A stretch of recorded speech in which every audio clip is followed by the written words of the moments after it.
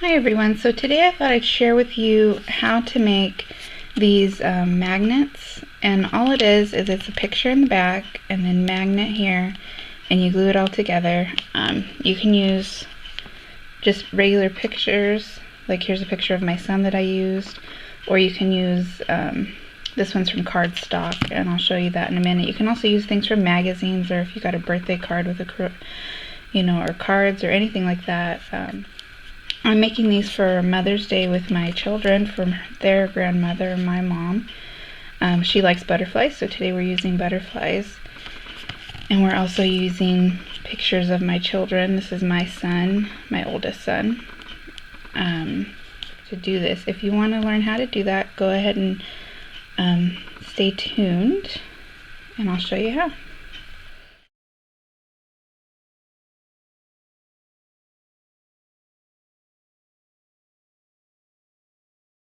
So first thing you're going to need is what you're going to use as far as the background of the picture or of the magnet. So in this one I'm using the mariposa stack that I bought at my local craft warehouse, and these are 40% off there right now. So regular 20 bucks and I paid like 11. So once you have your pictures picked out, you'll need that. You can also use photos of your family if you want, or really anything that you have. Today we'll be working with this little piece of scrap that I have to show you. The second thing you're going to need are these glass beads. These ones are called glass drops, and they're the big size. They were $6.99 for a big pack of them. This is what they look like out. So they're pretty large, I would say, 2.5 inches maybe. And then the other thing you can use too is this like bag of flattened marbles. They sell these at the dollar store. These ones I didn't buy at the dollar store. They're called Decor Gems, and they use them for inside florals or candles or whatever other things you're decorating with. So I went and bought some of the clear ones, and that's that size, and then those made up into a magnet. This is the smaller size, and then this is the larger size. You're also going to need some good strong magnets. If you go to the craft store, any craft store should have them. You just want to make sure that they're the stronger ones or bigger ones. So these were $1.99 for a pack of 6, which isn't too bad. You're also going to need a really good clear glue. Hot glue will work, but when you go to press down the picture, sometimes you get air bubbles because you can't manipulate it very long because the glue starts to dry almost instantly. If you use like Elmer's glue, it can warp the paper depending what you're using. So I'm using this 3-in-1. It says it dries crystal clear, transparent, instant grab, and fast drying glue. So this one, it is waterproof once it dries, and it's acid free, but you can manipulate it for a little bit. You have a small window of when you can play with it. It does take a little bit to dry in these just because it's right between the glass and the picture that you're using, but once it dries, that's it. So you'll need that. I got this one on sale for $5 yesterday. So that's about it, other than a pair of good scissors.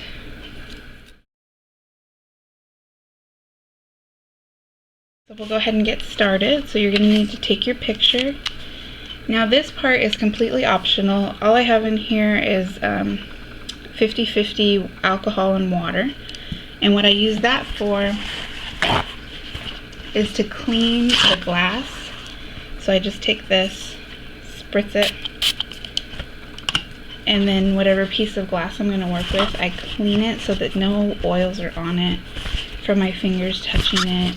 Specifically the part that's going to attach to the actual picture. So if you look at it, there's two sides. One side that's kind of rounded, and then one side that's flat. This is the flat side, so I'm going to make sure I clean that really well. Let me set some of this stuff off to the side. So you're going to take your picture, and you're going to kind of decide where you want it beforehand. Now I want part of the butterfly cut off, and I want some of the words in this picture See these pretty script words? I want some of the words to show through. So I'm thinking I'm going to attach mine about there. But that's all up to you. If you want to have the butterfly dead center, that works too. Or one side, the other side more. Whatever you prefer. I like mine a little off center. So I'm just going to set it down off to the side for now. I'm going to take my glue.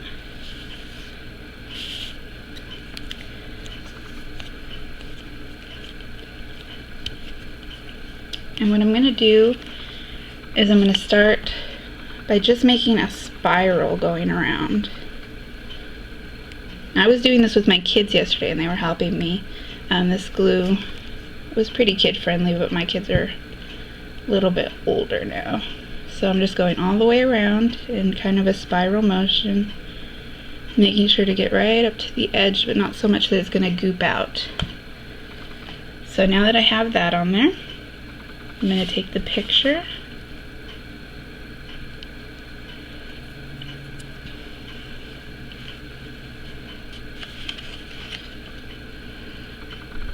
and I'm just going to place this down. And what I'm doing as I'm pushing it down, I'm kind of wiggling it so that there's no air bubbles.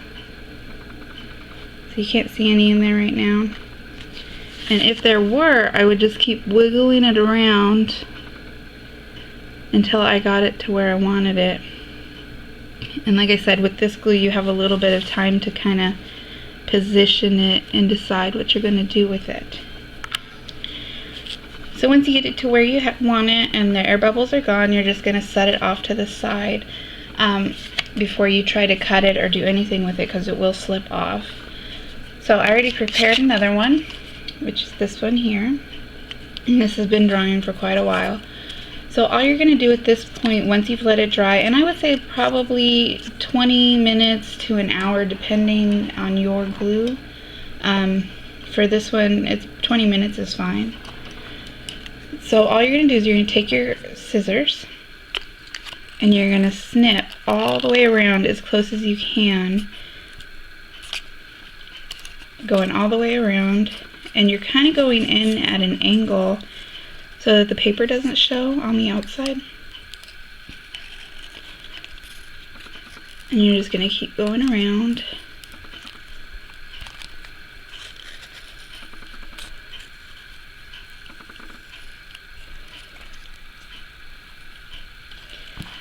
And once you get to the end, you have a couple choices. You can stop here and put another layer of this glue or any sealant that you have to seal this back cardstock. You can also, if you don't like the ugly edges that are on there, you can take a file and just file away some of the paper to make it more smooth around here. Since this is a magnet and it's going to be on the refrigerator, I personally don't care that the back looks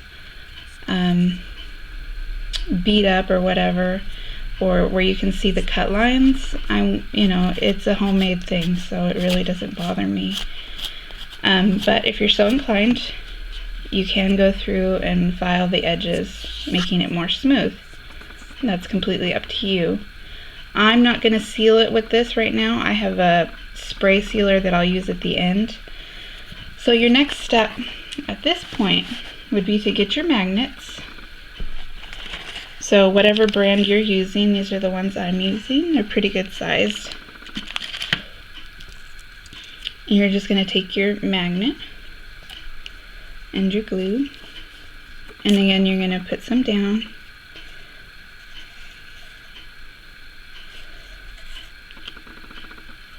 So I just do a little circle motion again. You're just going to take your magnet, put it on the center, kind of push it down into place, and then leave it alone. And then I let these dry for 24 hours before I try to do anything with them. So again, you can do that with the littler size, and it's the exact same thing.